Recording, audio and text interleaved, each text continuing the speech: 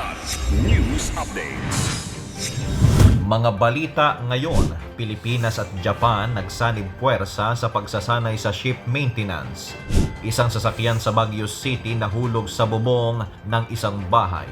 Libu-libong taga-suporta dumagsa sa Davao para sa ika-80 kaarawan ni Duterte. Ako po si Cesar Sorian para ihatid ang mga nangunang balita sa buong kapuluan ngayon. Nagsagawa kamakailan ng joint training sa gas turbine maintenance ang Philippine Navy o PN at Japan Ministry of Defense o JMOD sa JMSDF Yuzuka Motor Repair Center at Second School of Arts sa Japan. Layunin nitong palakasin ang kakayanan ng Philippine Navy sa pagpapanatili ng kanilang mga sasakyang pandagat upang matiyak ang epektibong operasyon ng mga ito. Sa pagsasanay nagkaroon ng hands-on experience ang mga tauhan ng Naval Sea System Command at Philippine Fleet, kabilang ang pag-aaral ng teknikal na pagkukumpuni at maintenance ng gas turbine engines. Ayon sa Japan Defense Ministry, bahagi ang programang ito ng kanilang pangakong palakasin ang ugnayang pandagat ng dalawang bansa at suportahan ng isang malaya at bukas na Indo-Pacific.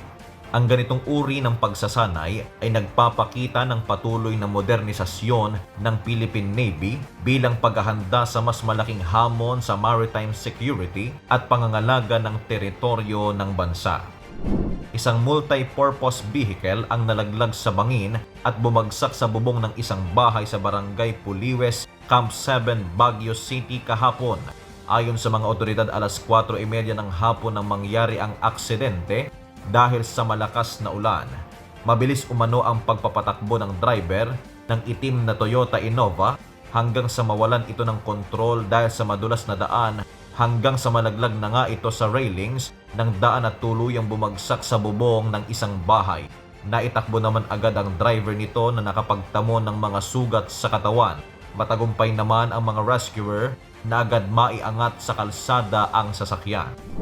Mahigit 150,000 taga-suporta ang nagtipon sa Rudy at 80 Global Filipino Solidarity upang ipagdiwang ang ika-80 kaarawan ni dating Pangulong Rodrigo Duterte nitong Biyernes, Marso 28, 2025. Dumalo ang kanyang malalapit na kaalyado at opisyal ng gobyerno na nagbigay pugay sa kanyang mga nagawa, kabilang ang kampanya laban sa droga, seguridad at Build program.